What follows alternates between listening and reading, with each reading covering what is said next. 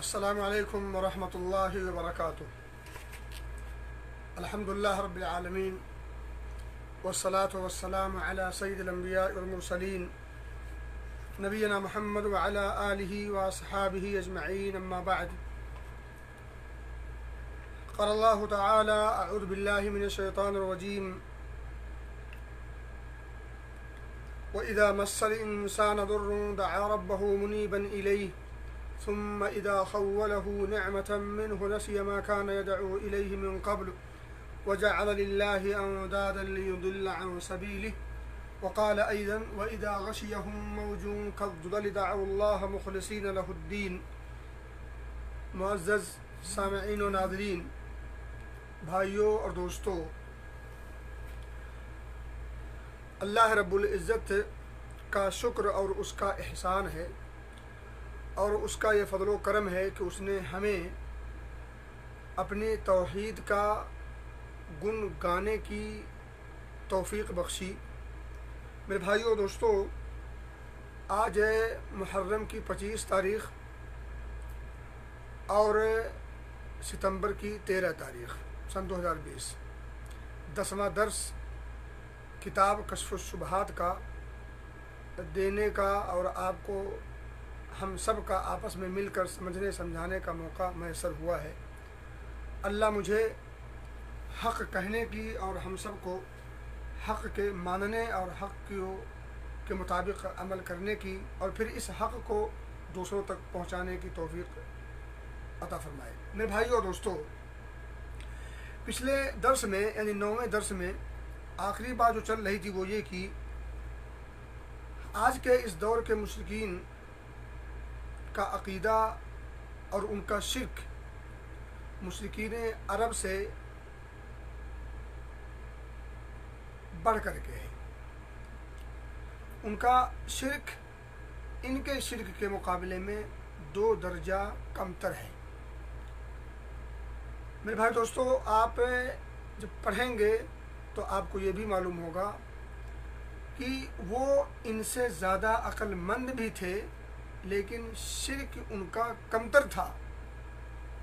اور ان کا شرک ان کے شرک کے مقابلے میں 2 وجوہ سے ان کا بڑھا ہوا ہے، ان کا کمتر تھا، جس میں سے پہلی ایک وجہ، پہلا ایک سبب اور پہلی ایک چیز آپ کے سامنے میں نے آخر میں رکھ دی تھی، میں اس کا اشارہ کرتا چلوں۔ میں نے بتایا تھا کہ پہلے دور کے مشرک صرف راحت و آرام اور چین و سکون کی گھڑیوں میں کے ایام میں وہ غیر اللہ کو پکارا کرتے تھے، لیکن جب مصیبت میں پھنستے تھے، مشکل میں پھنستے تھے، جب ان کی کشتی بھنور کا شکار ہوتی، تو جب طوفان کی زد میں آتے، تو ایسے موقع پر وہ تمام معبودان باطلہ کو بھول کر ان سے اپنے رشتے کو مکمل طور پر کاٹ کر مخلصانہ طور پر اللہ رب العزت کو پکارا کرتے تھے۔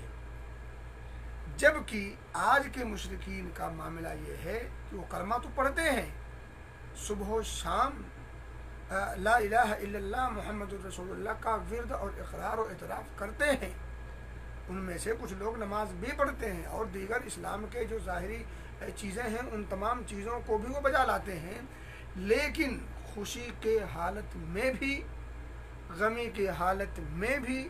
امن و سکون، چین و شانتی کے موقع پر بھی، مصائب و مشکلات میں بھی، تمام حالات میں یہ اللہ رب العزت کو یا تو چھوڑ کر یا تو اللہ رب العزت کے ساتھ ساتھ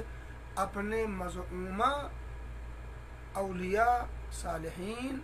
یا اسی طرح سے دیگر اللہ کے مقرب بندوں کے در کو کھٹکھٹاتے ہیں، ان کے دروازے پر جاتے ہیں، ان سے اپنی مرادیں بر آنے کے لیے ان سے مطالبہ کرتے ہیں، اور عموماً جب کسی مشکل میں گھرتے ہیں تو ایسے موقع پر وہ ضرور غیر اللہ کے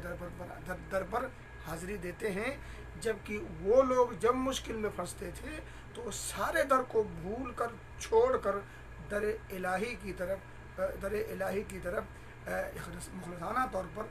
دوڑ پڑتے تھے، جبکہ یہ مشکل میں گرتے ہیں تو در الہی کو چھوڑ کر در غیر الہی پر جانا اپنی عاقبت کے سنورنے کا اور اپنے مسائل اور اپنے مشکلات سے نکلنے کا واحد ذریعہ اور حل سمجھتے ہیں۔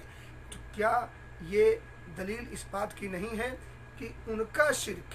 ان کے شرک کے مقابلے میں کمتر تھا؟ یہ 2 قدم آگے ہیں۔ دوسری بات، اس پر میں نے 5 آیات کریمہ پڑھ کر کے پیش کیا تھا اور آپ کو بتایا تھا، اس کا ترجمہ بھی پیش کیا تھا۔ آئیے اس چیز کو سمجھنے کے لیے میں آپ کو ایک واقعے کی طرف اشارہ کرتا چلوں۔ حضرت اکرمہ ابو جہل جو رئیس الکفار ہے، جو سردنہ ہے مشرکین مکہ کا کفار کا، اس کا بیٹا اکرمہ بن ابی جہل رضی اللہ تعالیٰ عنہ مکہ فتح ہو چکا ہے۔ ایسے موقع پر وہ اپنے جان کی خیر مناتے ہوئے بھاگ کھڑے ہوئے۔ اب بھاگ جب کھڑے ہوئے تو ایک سمندری سفر کرنا پڑا انہیں۔ اب جب سمندری سفر کر رہے ہیں، کشتی میں سوار ہیں، میں القصہ مختصر یعنی شارٹ کر رہا ہوں اس کو، تو اب سوار ہیں تاکہ وہ نبی اکرم صلی اللہ علیہ وسلم اور ان کے وزراء سے بچا کر اپنی جان کے تحفظ کے لیے وہ مکہ چھوڑ کر بھاگ رہے تھے۔ ایسے موقع پر اب سمندری سفر کر رہے ہیں اور عین جب کشتی میں سوار ہیں اور کشتی بھور کا شکار ہو گئی، طوفان کی زد میں آ گئی، تو ایسے موقع پر اللہ نے کہا کہ اب اس کشتی میں موجود حضرات کا اس موج سے بچاؤ کے لیے صرف ایک ذات ہے جس کو پکارا جا سکتا ہے، وہ ذات باری تعالیٰ ہے۔ اب ان تمام معبودان باطلہ کو چھوڑ کر، اس کو بھول کر، اخلاص کے طور پر للہیت کے ساتھ، دل کے انہماک کے ساتھ اللہ رب العزت کو پکارا جائے، ممکن ہے کہ ہم اس مصیبت سے چھٹکارا پا جائیں۔ اکرمہ بن ابی جہل رضی اللہ تعالیٰ عنہ کہتے ہیں کہ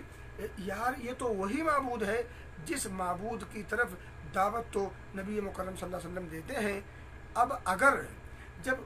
اس سمندر کے سفر میں اور اس سمندر کے موجوں کے تھپیڑوں میں اگر یہاں بچانے والی ذات صرف وہی معبود ہے جس کی دعوت نبی اکرم صلی اللہ علیہ وسلم دیتے ہیں، تو پھر خشکی میں ہم دیگر معبودان باطلہ کی عبادت کیوں کریں؟ ہم ان کی پرستش کیوں کریں؟ ہم ان کے سامنے سر نیاز خم کیوں کریں؟ ہم وہاں جا کر کے چادر یا نظر و نیاز کیوں پیش کریں؟ اور وہ عہد کرتے ہیں کہ اگر میں اس سمندری سفر سے بسلامت ساحل سمندر پر پہنچ گیا تو میں واپس جا کر نبی اکرم صلی اللہ علیہ وسلم کے ہاتھوں بیعت کر کے اسلام قبول کر لوں گا۔ میرے بھائی دوستو، کیا یہ واقعہ نہیں درساتا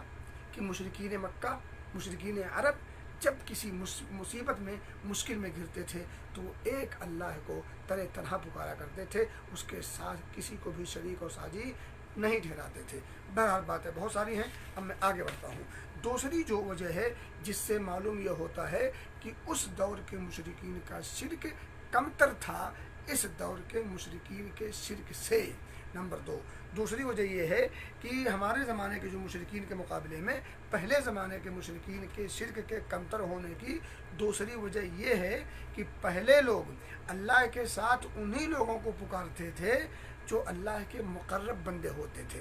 انہی کو پکارتے تھے اللہ کے ساتھ جو اللہ کے مقرب اور محبوب برگزیدہ بندے اور ہستیاں ہوتی تھیں، جیسے ملائکہ ہیں، اسی طرح سے اولیاء اور اسی طرح سے انبیاء ہیں، یا پھر پتھروں اور درختوں کو بھی پکارا کرتے تھے جو اللہ کے فرما بردار ہیں، نافرمان نہیں ہیں، کیونکہ انسان کے علاوہ، جن کے علاوہ یہ جتنی مخلوقات اللہ رب العزت نے پیدا کی ہیں یہ سب کے سب اللہ کے حکم کے تابع ہیں، ان کے ہاں نافرمانی نہیں ہوتی، یعنی وہ اللہ کے یا تو مقرب بندوں ہی کو پکارا کرتے تھے یا ان چیزوں کو پکارا کرتے تھے، اپنے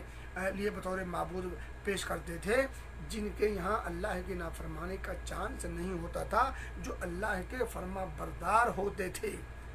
نقطہ ذرا غور کیجیے گا، سمجھیے گا، توجہ دیجیے گا۔ کہہ رہے لیکن ہمارے زمانے کے مشرکین اللہ کے ساتھ جن کو پکارتے ہیں وہ انتہائی فاسق و فاجر اور بدترین قسم کے لوگ ہوتے ہیں۔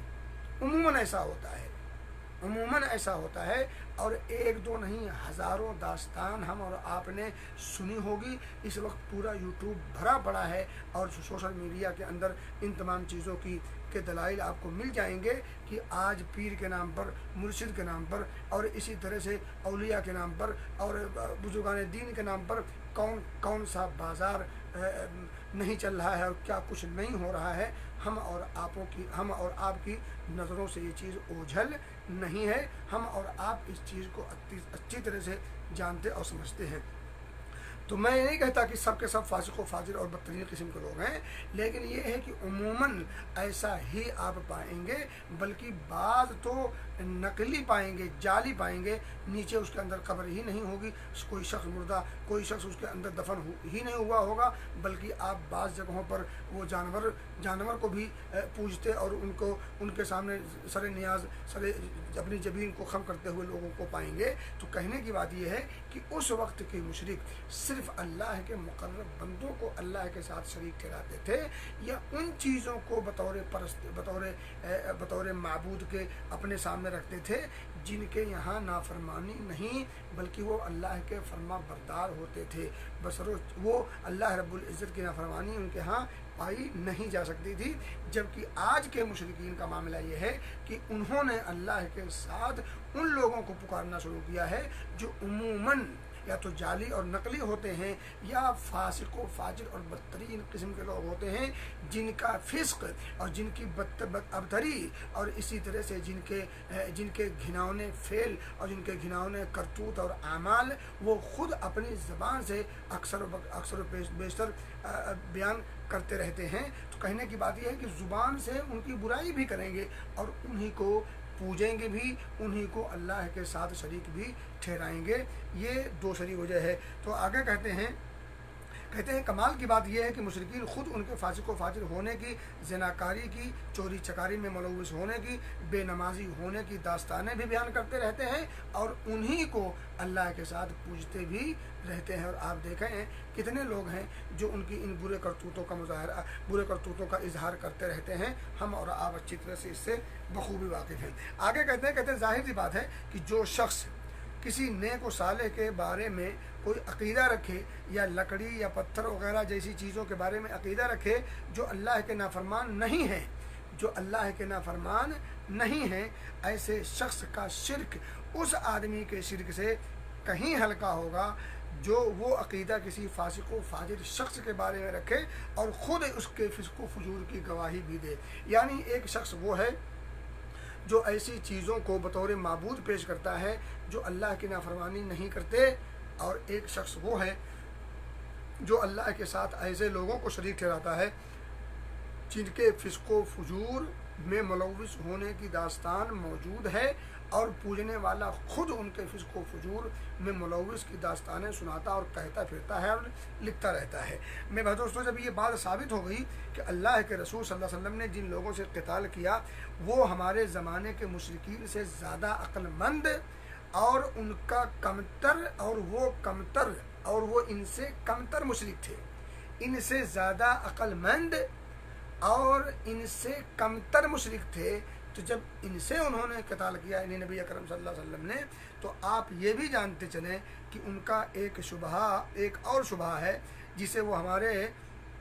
ख़िलाफ़ पेश करते हैं, और वो एक बड़ा शुबहा है, लिहाजा इस पर तवज्जो देने की ज़रूरत है। अब एक अलग शुबहा मैं आपके सामने रखने जा रहा हूँ, जो ये शुबहा पिछले शुबहात में से अक्सर शुबहों से ज़्यादा अहम है। तवज्जो दीजिएगा। कहते हैं कि जिन मुशरिकीन के बारे में कुरान, ये जो है मुशरिकीन यानी आज के मुशरिकीन का शुबहा है, उनका ये एतराज़ है। क्या कहते हैं कि जिन मुशरिकीन के बारे में कुरान नाजिल हुआ वो ला इलाहा इल्लल्लाह की गवाही नहीं देते थे,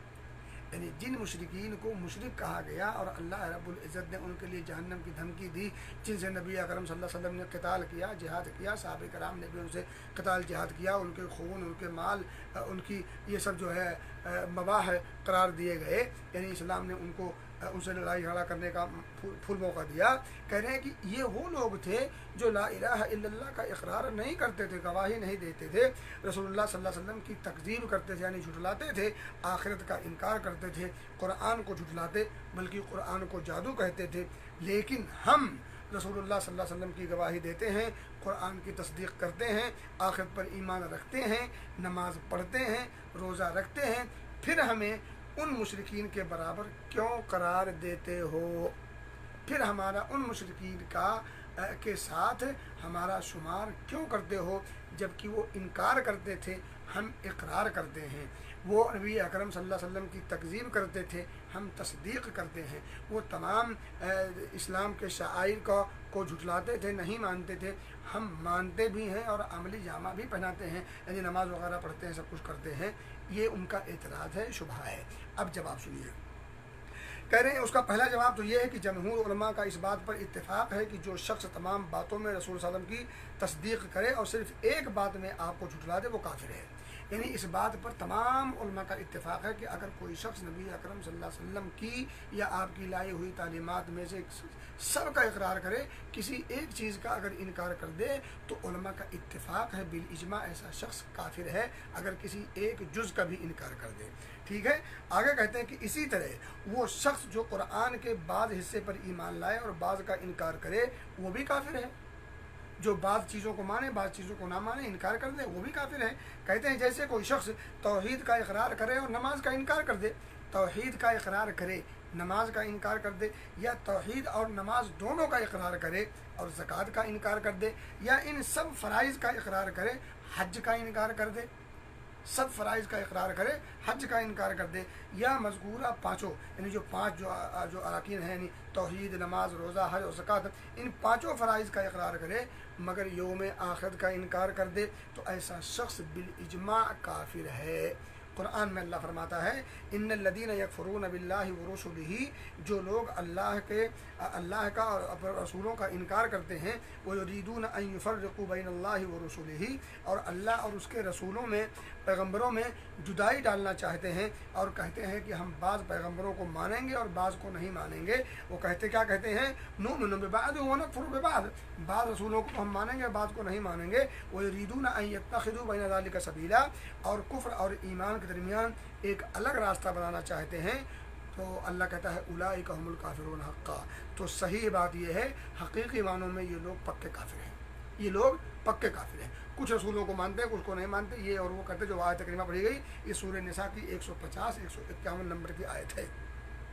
کہہ رہے اللہ تعالیٰ نے جب پوری صراحت کے ساتھ یہ بیان فرما دیا کہ جو شخص بعض حصوں پر ایمان لائے اور بعض کا انکار کرے وہ پکا کافر ہے، تو مشرکین کا پیش کردہ مذکورہ شبہ بھی ختم ہو جاتا ہے۔ تو یعنی اب دیکھیں اس میں یہ ہوا کہ ایک انسان نماز تو پڑھتا ہے، لا الہ الا اللہ کا اقرار کرتا ہے، رسول اللہ صلی اللہ علیہ وسلم کی تصدیق کرتا ہے، آپ کو رسول مانتا ہے، نماز وغیرہ پڑھتا ہے، سب کچھ کرتا ہے، لیکن توحید میں دخل اندازی کرتا ہے، توحید میں اس کے خلل ہے، توحید میں اس کے خلل ہے۔ اور آپ کو پتہ ہے کہ تمام چیزوں کا اگر کوئی شخص اقرار کرے، کسی ایک جز کا، کسی ایک چیز کا، کسی ایک شعبے کا اگر انکار کر دے اب عملی طور پر یا کسی بھی طور پر، تو ایسا شخص مشرک قرار پائے گا، ایسا شخص کافر قرار پائے گا۔ نمبر 2 دوسرا جواب دیتے ہیں، ایک جواب تو یہ ہو گیا کہ جو شخص تمام چیزوں کا اقرار کرے، کسی ایک چیز کا انکار کر دے، یا بعض چیزوں کا اقرار کرے بعض چیزوں کا انکار کر دے، یا کوئی شخص، انہوں نے کئی مثالیں دی ہیں، یا کوئی شخص توحید کا اقرار کرے نماز کا انکار کر دے، یا کوئی شخص نماز کا انکار کرے، نماز کا اقرار کر لے، توحید کا اقرار کر لے، حج کا انکار کر دے، زکوٰۃ کا انکار کر دے، یا آخرت کا انکار کر دے، وغیرہ وغیرہ، ان میں سے کسی ایک چیز کا اگر انکار کر دے تو ایسا شخص بالاجماع کافر ہے، اس کے کافر ہونے میں کوئی شبہ نہیں، کسی کا کوئی اختلاف نہیں۔ تو کہہ رہے ہیں کہ جب یہ بات مان لی گئی تو پھر ان کے اپنے اعمال اور ان کے اپنے عقیدوں کو چیک کیا جائے تو ان کے عقیدوں میں اعمال کے معاملے میں اقرار بھی ہے اور اپنی حد تک وہ عملی جامہ بھی پہناتے ہیں، لیکن جب عقیدے کا مسئلہ آتا ہے تو پھر عقیدے کے معاملے میں اللہ رب العزت کو یا تو سرے سے چھوڑ دیتے ہیں یا اللہ رب العزت کے ساتھ اپنے دیگر انبیاء کو یا اولیاء کو یا ملائکہ کو یا جن کو یا دیگر اللہ کے بعض مخلوقات میں سے بعض مخلوق کو جو اللہ کے مقرب ہوں یا جعلی اور نقلی ہی کیوں نہ ہوں، ان میں سے کسی نہ کسی کو چوز کر کے اختیار کر کے ان کو اپنا ماوا اور ملجا بنا لیتے ہیں، مشکل کشائی کے لیے ان کے دربار میں حاضر ہو کر کے انہیں پکارتے وغیرہ وغیرہ۔ نمبر 2 دوسرا جواب دیتے ہیں، کہنا ہے کہ اس شبہ کا یہ جواب یہ بھی دیا جائے گا کہ جب تم اس بات کا اقرار کرتے ہو کہ جو شخص تمام امور میں تمام کاموں میں اللہ کے رسول صلی اللہ علیہ وسلم کی تصدیق کرے اور صرف نماز کا انکار کر دے تو بالاجماع کافر ہے اور اس کی جان و مال مباح ہے، یعنی اس سے قتال کیا جائے گا اور اس کو اگر خون بہے تو اس میں کوئی مسئلہ نہیں، اس کے مال کو بھی جو ہے مال غنیمت کے طور پر رکھ لیا जाएगा। या इसी तरह जो शख्स तमाम फ़राइज़ का इकरार करे, सिर्फ यौम आखिरत का इनकार कर दे, या तमाम चीज़ों का इकरार करे, सिर्फ रमज़ान के रोज़े की फ़र्ज़ियत का इनकार कर दे, बिल इजमा ऐसा शख्स काफिर है। किसी भी मज़हब में उसका इख्तिलाफ नहीं है। और ये बात सब जानते हैं कि तौहीद रसूलुल्लाह सल्लल्लाहु अलैहि वसल्लम का लाया हुआ सबसे अहम फरीज़ा है। ये दूसरा जवाब, सबसे आप सल्लल्लाहु अलैहि वसल्लम की लाई हुई शरीयत में से, तमाम में से तौहीद सबसे अहम फरीज़ा है, और इसकी हैसियत नमाज व ज़कात, रोज़ा और हज से भी बढ़कर है। तो ये कैसे हो सकता है कि अल्लाह के रसूल सल्लल्लाहु अलैहि वसल्लम की लाई हुई शरीयत पर मुकम्मल अमल के बावजूद कोई शख्स एक बात का भी इनकार कर दे तो वो काफिर हो जाए, और कोई शख्स तौहीद का जो तमाम अंबिया की दावत का निचोड़ और अहम बुनियादी नुक्ता है उसका इनकार करके भी मुसलमान बना बैठा रहे? ऐसा कैसे हो सकता है? देखें, वो बज़ाहिर तौहीद का इनकार नहीं करते, लेकिन उनके आमाल, उनके अक़ीदे और उनकी किताबें, उनकी बातें, उनकी तकरीरें और तहरीरें, ये सब इस बात को खोल खोल कर बयान करती हैं कि वो तौहीद के मामले में मुखलिस नहीं हैं, बल्कि तौहीद उनकी डामाडोल है, उस तौहीद में उनके खलल पाया जाता है। नंबर 3, कहते हैं कि उन्हें ये जवाब भी दिया जाएगा कि सहाबे किराम ने बनु हनीफा से क़िताल किया। वो एक कहानी है, पूरा नहीं जाना चाहता क्योंकि वक्त बहुत कम है और अभी बातें बहुत सारी रह गई हैं। कह रहे हैं बनु हनीफा से सहाबे किराम रज़ियल्लाहु अलैहिम अजमईन ने क़िताल किया, यानी जिहाद किया था। हालांकि बनु हनीफा के लोग अल्लाह के रसूल सल्लल्लाहु अलैहि वसल्लम के हाथ पर ईमान लाए थे, आपके हाथों पर ईमान लाए थे, और ला इलाहा इल्लल्लाह मुहम्मदुर रसूलुल्लाह का इकरार भी करते थे, अजान भी देते थे, नमाज भी पढ़ते थे। उस पर अगर वो ये कहें, यानी क़िताल किया किससे? जो ला इलाहा इल्लल्लाह का इकरार कर रहे हैं, नमाज भी पढ़ रहे हैं, अज़ान भी दे रहे हैं, और ईमान भी जब लाए थे तो नबी अकरम सल्लल्लाहु अलैहि वसल्लम के हाथ पर ईमान लाए थे। लेकिन सहाबे कराम ने उनसे क़िताल किया था, ला इलाहा इल्लल्लाह का इकरार करते थे और उनसे क़िताल हुआ था। अब अगर वो इस जवाब में एक अलग से इतराज़ करें, वो ये कि चूँकि बनु हनीफा से क़िताल इसलिए किया गया कि वो मुसलमा कज़्ज़ाब को नबी कहने लगे थे, मानने लगे थे, तो उस पर हम जवाब ये देंगे कि हम भी तो यही कहते हैं कि बनु हनीफा ने जब एक शख्स को नबूवत के दर्जे तक पहुंचा दिया तो उनका शहादतैन की गवाही देना, तो उनका ला इलाहा इल्लल्लाह मुहम्मदुर रसूलुल्लाह का गवाही देना किसी काम का नहीं, अकारत हो गया, फजूल हो गया, बेकार हो गया। कह रहे हैं तो उनका शहादतैन की गवाही देना, नमाज पढ़ना, रोज़ा रखना कुछ काम ना आ सका और वो काफिर मबाहुद्दम करार पाए। तो जो शख्स शमशान को या यूसुफ को या किसी सहाबी को उलूहियत के दर्जे पर पहुंचा दे तो वो क्यों कर मुसलमान बाकी रहेगा? आप सोचें, जब नबी पाक सल्लल्लाहु अलैहि वसल्लम को नबी मानते हुए किसी दूसरे शख्स को भी नबी अगर मान लिया जाए, उनको नबूवत के दर्जे पर बिठा दिया जाए, तो ऐसा शख्स ऐसी चीज़ का इकरार करने वाला, उसका ला इलाहा इल्लल्लाह का इकरार, मुहम्मद रसूलुल्लाह का इकरार, उसकी नमाज़ें, उसके अज़ान, उसके दीगर आमाल, वो सब अकारत हो जाएंगे, बर्बाद हो जाएंगे। वो शख्स पक्का काफिर माना जाएगा, उससे क़िताल होगा, उसका खून और माल उसका मबाह होगा, जैसा कि सहाबे कराम ने बनु हनीफा से क़िताल किया। तो जब नबूवत के दर्जे पर या नबूवत की कुर्सी पर अगर आँच आए तो ऐसा शख्स काफिर हो, तो तौहीद की कुर्सी पर आँच आए और इस्लाम पर कोई आँच ना आए, आपके ईमान पर कोई आँच ना आए, ऐसा कैसे हो सकता है? नबूवत की कुर्सी और उलूहियत की कुर्सी क्या समझते हैं दोनों बराबर हैं? नहीं, उलूहियत की कुर्सी से बड़ी कोई कुर्सी हो नहीं सकती, और नबूवत की कुर्सी से बड़ी कुर्सी उलूहियत की कुर्सी है। इस नबूवत की कुर्सी पर नबी मोहतरम सल्लल्लाहु अलैहि वसल्लम फाइज हैं, उलूहियत की कुर्सी पर अल्लाह रब्बुल इज़्ज़त फाइज है। अल्लाह रब्बुल इज़्ज़त सबका खालिक व मालिक है, और तौहीद ही की बालादस्ती के लिए नबी अकरम सल्लल्लाहु अलैहि वसल्लम और दीगर अंबिया और रसूल को इस कुर्सी पर, नबूवत की कुर्सी पर बिठाया गया। अब नबूवत की कुर्सी पर अगर कोई शख्स उंगली उठाए या उस पर उसकी वजह से आँच आए तो वो शख्स काफिर करार पाए, और तौहीद की कुर्सी पर अगर आँच कोई आए या कोई उस पर उंगली उठाए या उसमें आदमी खुर्द बुर्द करे तो फिर वो मुसलमान कैसे हो सकता है? क्या वो मुश्रिक नहीं हो सकता? यकीनन मुश्रिक होगा। मेरे भाई दोस्तों, फिर कहते हैं, चौथा जवाब देते हुए कहते हैं तो अली रज़ियल्लाहु ताला अन्हु ने जिन लोगों को आग से जलाया था, जिन लोगों को आग से जलाया था वो सब के सब इस्लाम के दावेदार थे और ख़ुद अली रज़ियल्लाहु ताला अन्हो के साथियों में से थे और सहाबे किराम से उन्होंने इल्म भी सीखा था। लेकिन जब उन्होंने अली रज़ियल्लाहु ताला अन्हो के बारे में उलूहियत का अक़ीदा ज़ाहिर किया, हज़रत अली रज़ियल्लाहु ताला अन्हु जलील क़द्र सहाबी हैं, खुलफा में से एक हैं और उनकी बड़ी शान, बड़ी मनक़बत नबी अकरम सल्लल्लाहु अलैहि वसल्लम ने बयान की है। बड़े मनाक़िब अहादीस में भरे पड़े हैं। उनकी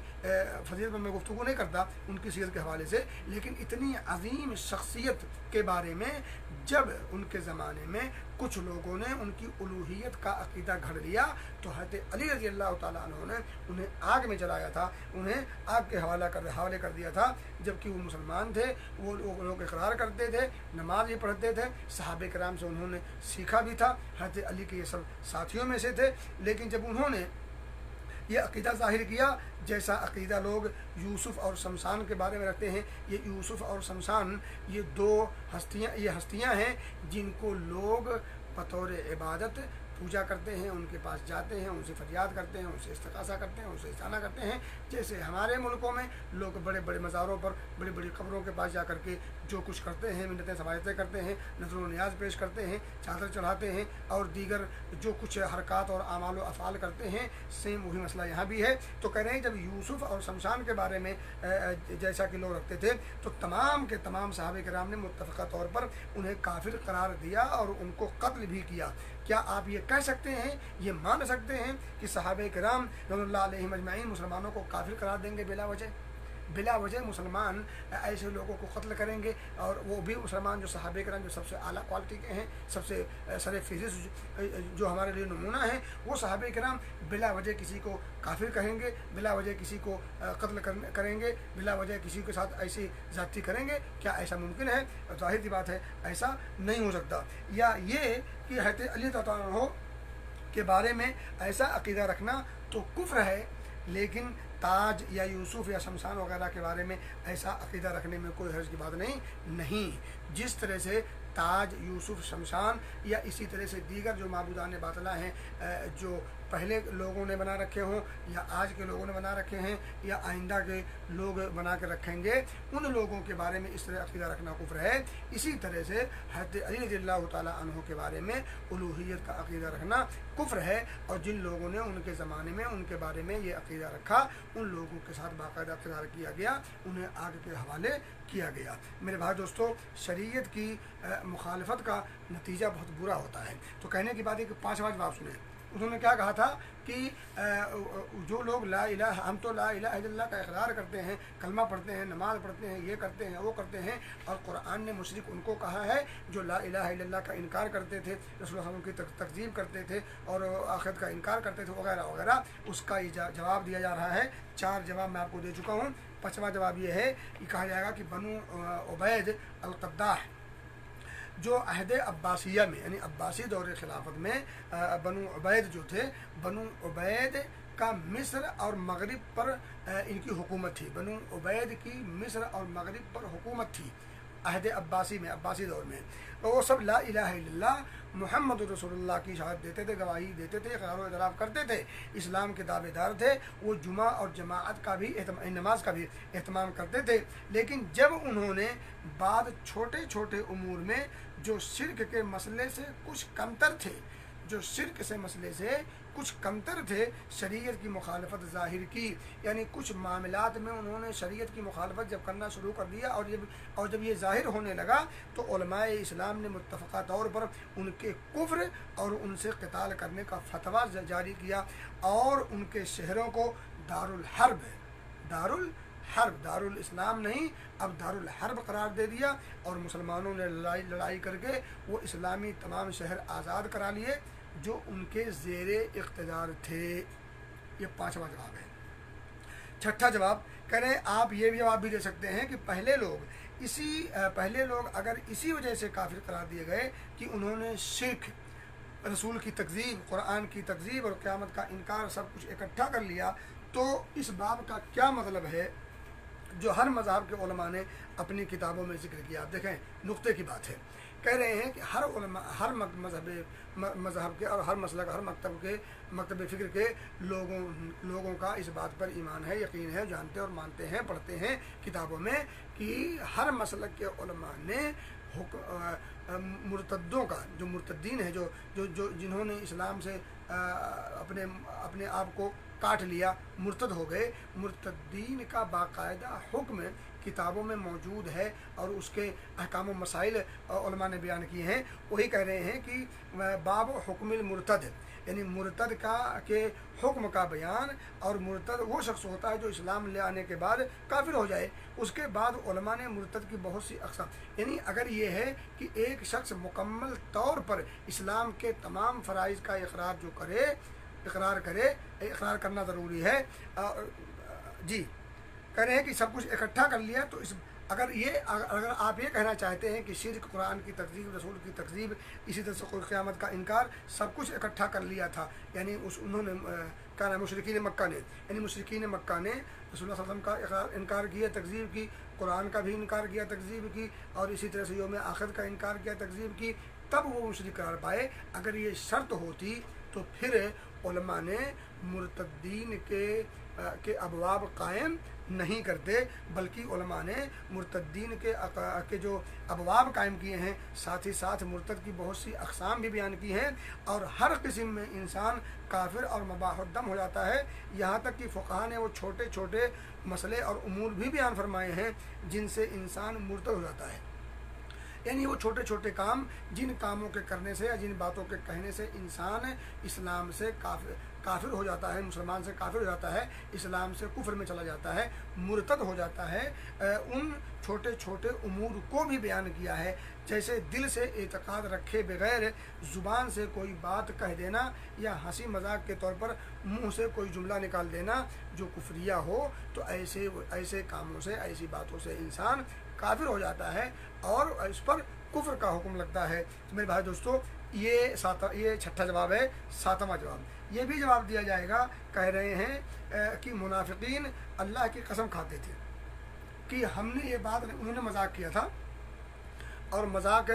کرتے کرتے انہوں نے کیا کہا تھا کہ یہ جو اللہ کے رسول کے جو صحابہ ہیں، جو یہ قرہ ہیں، یہ بڑے پیٹو ہیں اور بڑے جھوٹے ہیں اور بڑے بزدل ہیں۔ تو انہوں نے یعنی منافقین نے صحابہ کرام میں سے جو قرہ تھے، جو حاملین قرآن تھے، جنہوں نے قرآن کو یاد کیا تھا، ان کو اس کی سمجھ رکھتے تھے، ان لوگوں کے بارے میں ان منافقین نے غزوہ تبوک کے موقع پر باقاعدہ ان لوگوں نے اپنی محفل سجا کر کے، اپنی جو محفل بنی ہوئی تھی، اپنی جو محفل میں جو تھے، چند لوگ اکٹھا تھے منافقین، اس منافقین کی محفل میں ان لوگوں نے ان قرہ کو جو حفاظ تھے، جو قرآن کے احکام و مسائل کو جاننے والے تھے، جو ان کا معنی اور مفہوم سمجھتے تھے، جو ان کے مفسر تھے، ان کو انہوں نے پیٹو کہا، ان کو انہوں نے جھوٹا کہا، انہوں نے کیا کہا کہ یہ لوگ بڑے بزدل ہیں، جب جہاد وہاں کا موقع آتا ہے تو پیٹ دکھا لیتے ہیں اور بھاگ لیتے ہیں یا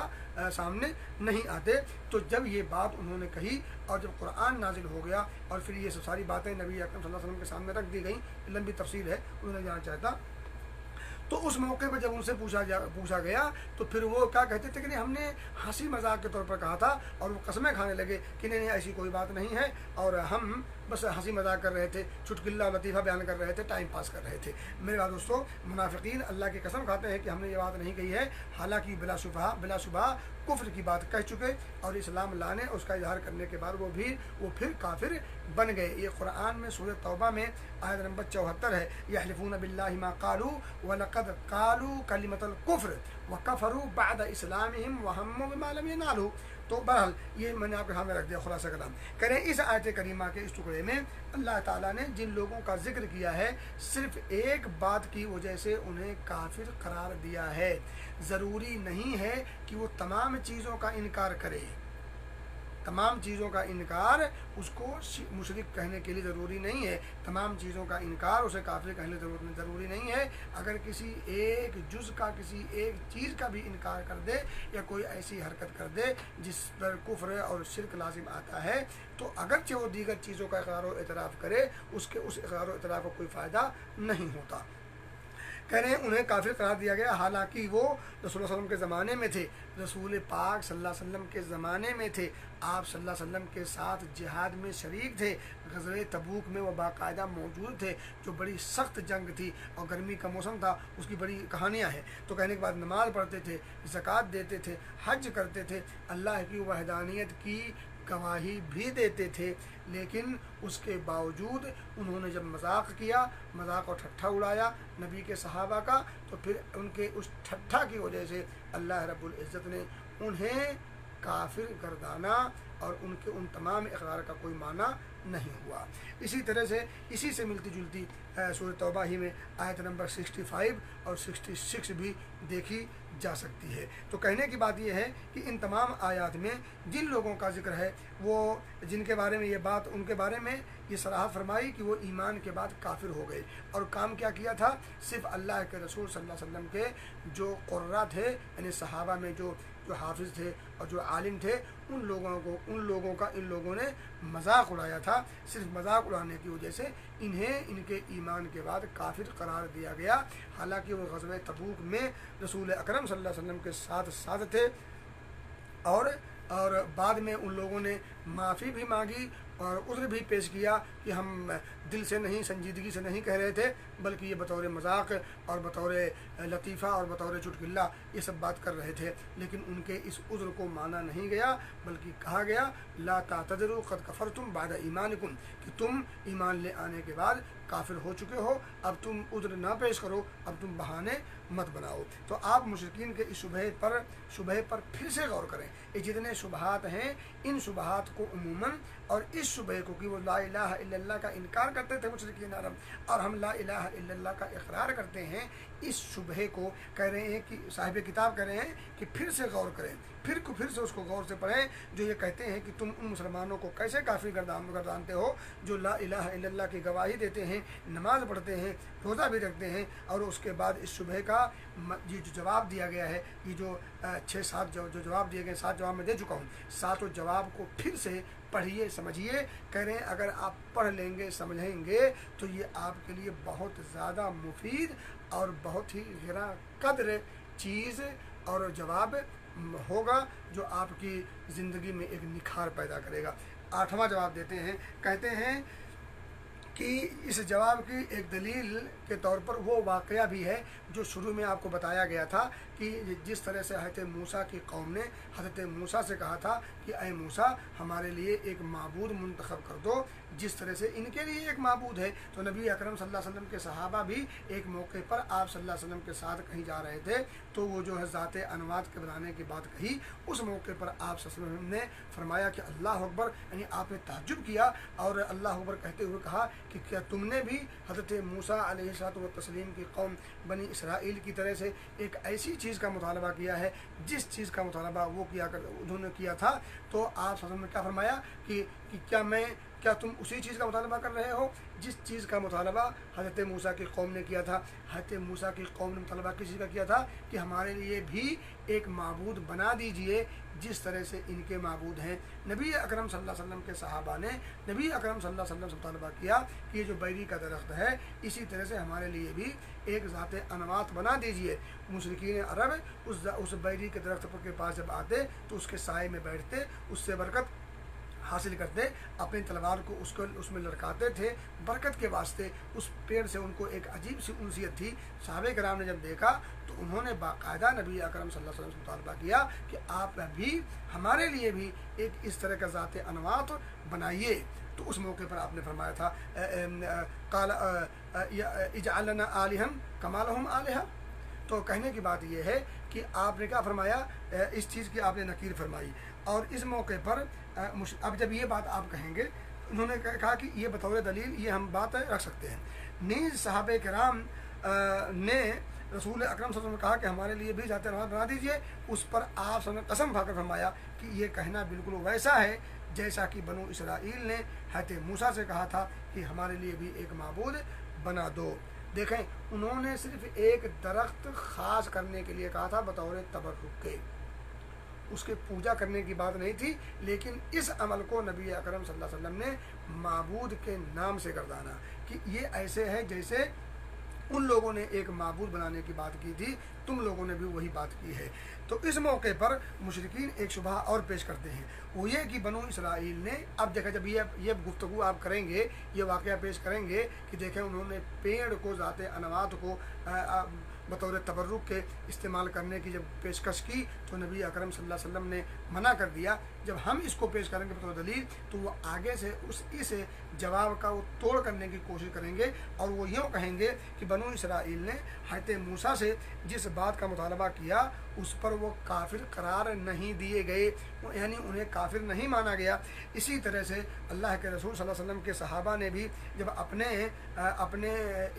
اس چیز کا مطالبہ کیا تو اس پر بھی نبی اکرم صلی اللہ علیہ وسلم نے انہیں کافر نہیں گردانا، جنہوں نے ذات انوار بنانے کو کہا تھا۔ تو اب اس کا جواب یہ دیا جائے گا کہ بنو اسرائیل نے حضرت موسیٰ سے معبود بنانے کا مطالبہ تو کیا تھا لیکن معبود بنایا نہیں تھا۔ اسی طرح سے بعض صحابہ نے رسول اکرم صلی اللہ علیہ وسلم سے ذات انوات بنانے کی صرف درخواست کی تھی، اور اس بات پر کسی کا اختلاف نہیں ہے کہ بنو اسرائیل نے جس چیز کا مطالبہ کیا تھا اگر وہ کر گزرتے یا صحابہ کرام نے رسول اکرم صلی اللہ علیہ وسلم کی بات نہ مانی ہوتی اور منع کرنے کے باوجود ذات انوات بنا لیا ہوتا تو وہ بھی کافر قرار پاتے، یہ بھی کافر قرار پاتے۔ چونکہ انہوں نے مطالبہ کیا لیکن انہوں نے بھی نہیں بنایا، انہوں نے مطالبہ کیا، یہاں بھی منع کر دیا گیا، یہ بھی مان گئے وہ بھی مان گئے۔ اگر یہ دونوں میں سے وہ نہیں مانتے تو وہ کافر قرار پاتے، یہ نہیں مانتے تو یہ کافر قرار پاتے، چونکہ ان دونوں نے اس چیز کے مطالبے کے بعد جب منع کیا گیا تو مان گئے، جب مان گئے تو انہیں کافر کیسے کہا جائے گا؟ تو کہنے کی بات یہ ہے کہ اس جواب کا جب پھر اعتراض ہوگا تو اس کا جواب یہ ہے کہ انہوں نے ذات انوات بنانے کی پیشکش کی تھی، مطالبہ کیا تھا لیکن بنایا نہیں تھا، اب جو بنایا نہیں تھا اس لیے انہیں کافر قرار نہیں دیا گیا۔ تو آپ کا یہ اعتراض بھی باطل ہے اور پھسپھسا ہے۔ کہہ رہے ہیں، ایک نقطہ پیش کر رہے ہیں، کہہ رہے ہیں فہم دین ضروری ہے، فہم دین ضروری ہے۔ کہہ رہے ہیں مذکورہ واقعہ، یعنی جو واقعہ ذکر کیا گیا ہے، اس واقعہ سے ایک دوسرا پہلو بھی نکلتا ہے، وہ یہ کہ ایک مسلمان کو پڑھا لکھا ہونا ضروری ہے، اور خصوصاً عقیدے کا مسئلہ کہ عقیدے کے مسائل کا جاننا ازحد ضروری ہے۔ کہہ رہے ہیں کیونکہ پڑھا لکھا شخص بھی غیر شعوری طور پر شرک میں مبتلا ہو سکتا ہے، پڑھا لکھا شخص بھی غیر شعوری طور پر شرک میں انجانے میں غیر شعوری طور پر شرک میں مبتلا ہو سکتا ہے، لہذا علم کرنے کے ساتھ ساتھ اپنے عقائد کی اور اپنے ایمان کا تحفظ اور کی حفاظت بھی ضروری ہے، اور ظاہر سی بات ہے اس کی حفاظت بغیر علم حقیقی کے نہیں ہو سکتی۔ تو عقیدے کا علم، صحیح علم ہمیں سیکھنا ضروری ہے تاکہ ہم اپنے عقیدے کی اصلاح کے ساتھ ساتھ اس کا تحفظ، اس کا دفاع بھی کر سکیں۔ اور آگے ایک بڑی پتے کی بات کہہ رہے ہیں، یہ جاننا بھی ضروری ہے کہ عوام الناس، یعنی عام لوگوں کا یہ کہنا ہے کہ ہم نے توحید کو سمجھ لیا، کہ عام لوگوں ہم نے توحید سمجھ لیا، وہ لوگ توحید کو صرف یہ سمجھتے ہیں کہ لا الہ الا اللہ کا اقرار کر لو، کبھی کبھی نماز پڑھ لو، یہ ہو گیا۔ لا الہ الا اللہ کا صرف اقرار کرنا یہ توحید نہیں ہے۔ عوام الناس یعنی لوگوں کی اکثریت ایسی ہے، وہ یہی دعویٰ کرتے ہیں کہ ہم نے توحید کو سمجھ لیا ہے، حالانکہ ان کا یہ دعویٰ شیطانی دھوکہ، نادانی اور جہالت اور حماقت ہے۔ تو صاحب کتاب کہتے ہیں کہ فہم دین یعنی اعتقادی مسائل کا سیکھنا یہ بہت ضروری ہے تاکہ اپنے اعتقادی مسائل میں اپنے آپ کو تحفظ دیا جا سکے، اور لوگوں کا یہ کہنا کہ ہم نے توحید کو سمجھ لیا ہے یہ ان کی نادانی ہے، شیطانی دھوکہ ہے۔ اب اس واقعے سے جو یہ واقعہ جو ذات انوات والا جو حضرت موسیٰ کی قوم کا مطالبہ کرنا، وہ اس واقعے سے کہہ رہے ہیں کہ دو باتیں بڑی اہم معلوم ہوتی ہیں۔ پہلی بات تو یہ ہے، کہتے ہیں کہ ایک مسلمان مجتہد اگر لا علمی میں کوئی کفریہ بات کہہ دے اور تنبیہ کے بعد فوراً اس سے توبہ کر لے تو وہ کافر نہیں ہوگا۔ یعنی ایک انسان مجتہد ہے، اس کے پاس اجتہاد کرنے کا طریقہ، اس کے پاس ملکہ ہے، لیکن اس کے باوجود لا علمی میں اگر کسی کفریہ بات کا اقرار کوئی بات کہہ دے یا کفریہ بات کا کوئی عمل کی پیشکش کر دے اور تنبیہ جب کی جائے اس کا فوراً انکار، یعنی فوراً اس تنبیہ پر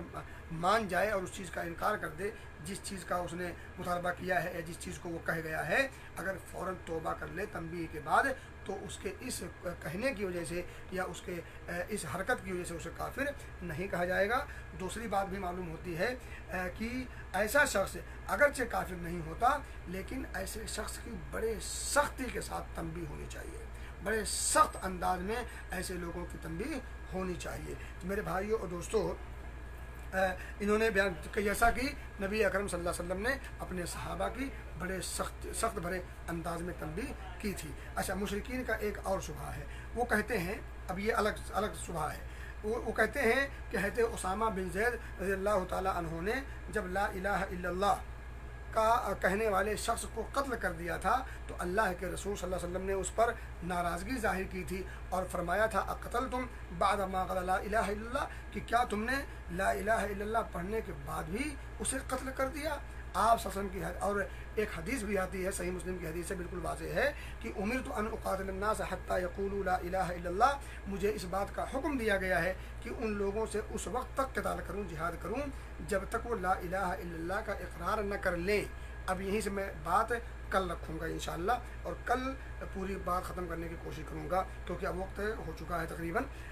تو یہ ان کا اعتراض ہے کہ لا الہ الا اللہ کہنے کے بعد جب حضرت اسامہ نے قتل کر دیا تو نبی اکرم صلی اللہ علیہ وسلم نے خفگی کا اظہار کیا اور آپ نے بڑی سخت نکیر فرمائی، اور خود نبی اکرم صلی اللہ علیہ وسلم کی حدیث ہے کہ مجھے قتال کرنے کا حکم اس وقت تک دیا گیا ہے جب تک وہ لا الہ الا اللہ کا اقرار نہ کر لیں۔ تو میں آپ کو بتا دوں، سیدھی سی بات یہ ہے کہ اس کا جواب کئی انداز میں دیا گیا ہے اور انشاءاللہ اگلے درس میں اس کا جواب دیا جائے گا۔ ایک جملہ سن لیں، صاحب کتاب کہتے ہیں کہ یہ نادان مشرک ان احادیث کا مطلب یہ نکالتے ہیں کہ لا الہ الا اللہ کا اقرار کر لینے کے بعد آدمی جو بھی چاہے کہے اور جو بھی چاہے کرے اسے کافر نہ کہہ سکتے ہیں نہ قتل کر سکتے ہیں۔ حالانکہ ان نادانوں کو معلوم ہونا چاہیے کہ یہود بھی لا الہ الا اللہ پڑھتے تھے، لیکن اللہ کے رسول نے صلی اللہ علیہ وسلم ان سے قتال کیا، جہاد کیا، انہیں قیدی بھی بنایا اور ان کی عورتوں کو لونڈی بھی بنایا، ان کے مال کو مباح الدم، ان کو جو ہے ان کے قتل کو مباح الدم قرار دیا۔ بنو حنیفہ کا جو قصہ میں نے آپ کو بیان کیا، بنو حنیفہ کے لوگ لا الہ الا اللہ کا اقرار کرتے تھے لیکن صحابہ کرام نے ان سے قتال کیا۔ اسی طرح سے اور بھی حضرت علی رضی اللہ عنہ کو جو واقعہ بیان کیا کہ حضرت علی کے جو ساتھی تھے وہ لا الہ الا اللہ کا اقرار کرتے تھے، نماز بھی پڑھتے تھے اور صحابہ کرام سے انہوں نے علم بھی حاصل کیا تھا، لیکن اس کے باوجود ان سے قتال کیا گیا اور صحابہ کرام نے قتال کیا اور حضرت علی رضی اللہ عنہ کے حکم سے انہیں آگ کے حوالے بھی کیا گیا۔ تو یہ ایک جواب ہو گیا۔ دوسرے جواب انشاءاللہ اگلے درس میں۔ اللہ سے دعا ہے کہ اللہ رب العزت ہمیں توحید کے حقائق کو سمجھنے کی توفیق دے، توحید کے تقاضوں کو سمجھنے کی توفیق دے اور ان تمام چیزوں کو سمجھ کر اپنے عقیدے کی اصلاح اور اس کے تحفظ کی توفیق دے اور پھر اسے اپنے دوسرے بھائیوں تک پہنچانے کی بھی توفیق دے۔ آمین۔ وآخر دعوانا ان الحمد للہ رب العالمین، والسلام علیکم ورحمۃ اللہ وبرکاتہ۔